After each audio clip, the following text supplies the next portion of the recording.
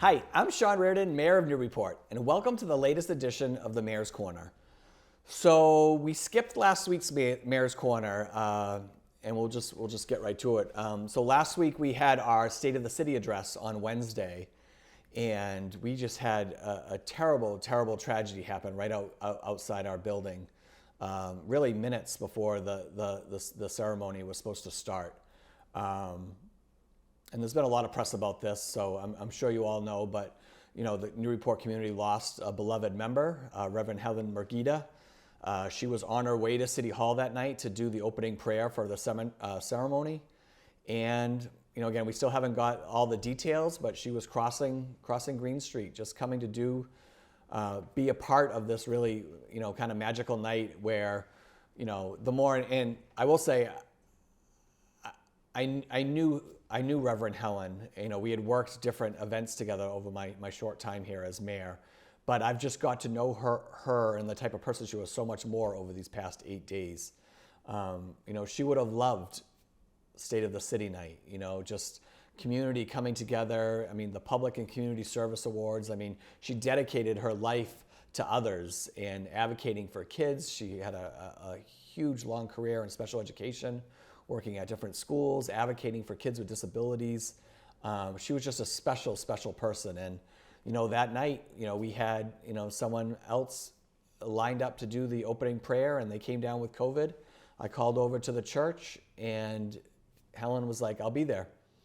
And so, again, that's just the type of person she was. So I say all that. We had a vigil last Thursday at the church, and she was a affiliate minister at the First Religious Society, Universalist Unitarian, and again, the church right behind me here on Pleasant Street. And it's just been a really tough 8 days, I think, not only for the community. I know we felt it here at City Hall. I particularly had a very tough. I've told everybody, last Thursday and Friday were my two toughest days since becoming your mayor. And every day gets a little bit better, but that sadness and that sense of loss is still there. So, we had a vigil last week. I attended the church services on Sunday at the UU, which were wonderful. Reverend Rebecca is just amazing, Rebecca Bryan. So we did decide to hold a vigil/community healing event. That's going to happen tonight. So again, it might be too late by the time you watch this, but Thursday evening, March 7th, we're having an event out here on City Hall steps. And it's a way for us to come together, be there for each other, celebrate Reverend Helen. Her service is not going to be until April. So we just thought this was a good way to bring people together that are still, still dealing with this incredible loss. We've had grief counselors available here at City Hall. We've opened it up to the community. I know some have taken advantage of that, but we thought this little ceremony we do tonight, coming together as a community, can really help us in our healing. So that's going on. I'm not going to get too deep into the recap of the State of the City. We ended up, proceeding with the event, even though, again, for what we just witnessed right in front of us here on City Hall. But again, I think it was a good night. Again, I was able to map out, what we're working on, what we've been working on, what's the coming year, what's that going to bring, and what are the things we're going to try to accomplish. So I thought that part was good. So maybe in another Mayor's Corner, I'll dive a little bit deeper into the State of the City. But we hit projects, we hit initiatives, and we hit, the upcoming budget. We also had the Public and Community Service Awards, which I mentioned Reverend Helen would have loved. The screening room was recognized as a valuable business dedicated to service here in the city. So there was a lot of great stories like that too. So maybe I'll do a separate Mayor's Corner and talk about that a little bit more. What else is going on in here in the city? So, the Port Rec at 59 Low Street, our recreation center that we're trying to build. We had a really important meeting last week, which was great. Right now, all these discussions are taking place in the Community Services Subcommittee of the City Council. So they had their first meeting March 4th, this past Monday. A lot of great questions asked. Again, we've put a plan together. We're at 100% development design, so there's still a lot more work to do. But there's also opportunities to hear this feedback from council and from the community and make tweaks. So, again, luckily we're working with a great partner in EGA architects. So we're having those conversations here. So their next meeting will be March 18th. And I know that's tough for you that follow school committee. It's the same night as the school committee meeting, but we'll have another meeting March 18th, and that meeting will focus around, it'll be more around the engineering and the finances for it. So Ethan Manning will be a big part of that conversation. So mark that on your calendar, come with your questions. Again, I think we have a really great plan, a responsible plan put together for this department. And we talked about that in the state and city. Like, what kind of community do you want to be? Like, I hope we want to be a community that's going to invest in our kids inside the classroom and also outside of the classroom. And again, this would be a recreation space for all ages. So how do we make it the best possible use of city resources and impact the most amount of people?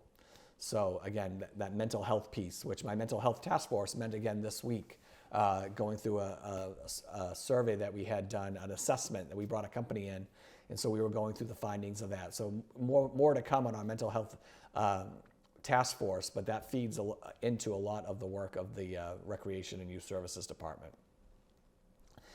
So just a couple other things going on. This will be kind of a little bit shorter Mayor's Corner this week, but we've got Super Saturday going on this Saturday at the Senior Community Center. Super Saturday is a fundraiser for the Emma down in the South End, the library down the South End, the Emma. And this little fundraiser they do, it's all these different soups you go down there. So Super Saturday. So if you like soup, no soup for you. Head down to the Senior Center on Saturday. It's from 11:30 a.m. to 1:30 p.m. And all the money goes to their Emma in the Backyard summer program series for 2024. We've had a lot of state tournament games going on, really exciting things going on in here in the city. First of all, I'm going to mention hockey. I got to show up for the hockey third period on Saturday. They were playing Gloucester. There was over 1,000 people crammed into the Graff rink on Low Street. Cars everywhere. My daughter had a game. It finished at the Brez, and I was able to sneak over there. It was 2-2 going into the third period, and the Clippers scored their third goal with about 8 minutes to go, and then they added an empty netter. But what a scene, just exciting. I can't remember, I've been here my whole life, I can't remember that many people being in the Graff rink for a game. So that was really awesome. Unfortunately, their state tournament title hopes came to an end last night. They had to go to Woburn and play a tough Woburn team, and they ended up losing 6-3. But just hats off to the boys hockey team for a really great season. And the boys and girls basketball teams are still alive. They actually both had big wins this week. The Newburyport girls are going on the road and shocking the world each time. They're the 27th seed in the Division III bracket, and they've just had some massive wins. Beat Norton. They beat Watertown this week, which was very unexpected, and now they've got to travel to Medway on Friday, which is Medway. It's like south of like Framingham and Natick. But they're playing great. Coach Crutchfield's got them all fired up for the state tournament. They look like a different team, and it's so great to see. So good luck, Clippers, on Friday. And then the boys basketball team, I got to go to this game. They had a great win the other night over Tantascwa Regional, which is down by Sturbridge. Big win. They won by 21 points. They've got to go now play the number 1 seeded Charlestown basketball team for Division III, and they got to go down to Madison Park to play them on Saturday. 3 p.m. game on Saturday. I don't know if I can make that one, but I'm going to try. But good luck to the boys Clippers and girls Clippers teams as they continue their march. They're both in the Elite 8, which is pretty cool. And then the final thing I'm going to mention tonight is we had a pretty cool school committee meeting on Monday. We talked a lot about, well, first of all, we had interviews for the Whittier Regional Rep position. We have 4 great candidates that interviewed with the school committee. The school committee still gets to pick the Whittier reps, and so we had a term expiring, and so we interviewed 4 people, so that was good. So we'll vote on that at our next meeting on the 18th. But then we had our regular meeting, and we talked a lot about budget. So now we heard from each of the schools and what they're looking for this year. Again, I would say a pretty modest budget for the schools this year as far as what that aspirational budget looks like. We still got some work to do because their level services budget, which is just like doing what we did this year with all the contracts, increases for staff, and then transportation, because we're out for a transportation bid right now, and special ed costs. That's a really high. It's about 6% increase over last year, which is really unheard of. It's not usually that high. So I know we've got some weeks left here and some work to do, but really good presentations on the budget by Superintendent Gallagher and his leadership team. But then what we got to do at the beginning is we do these student and teacher recognitions sometimes. I don't always mention them here, but we got to recognize third grader Robbie Edwards, and I think we've got a picture that Ryan's going to put up there when he does this. But Robbie got singled out because she was honored by Education Commissioner Riley, for excelling and exceeding all expectations on the MCAS alternate exam, which was really cool to celebrate. So, I mean, her family was there, which was really emotional, and all the staff that gets to work with her at the Brez, and she was there, and she was excited, and it was just a great night. So, Robbie, if you get to watch this, congratulations. Keep up the good work, and just keep doing what you're doing. You're a great kid, and we're lucky to have you here in Newburyport. And that's my Mayor's Corner this week. I hope everyone has a great weekend. Lots going on here in the city. It's starting to get into spring. I can't believe we're in March, so it'll be St. Patrick's Day soon. So you'll see me all out and about all over town. And I will see you all next time on the Mayor's Corner.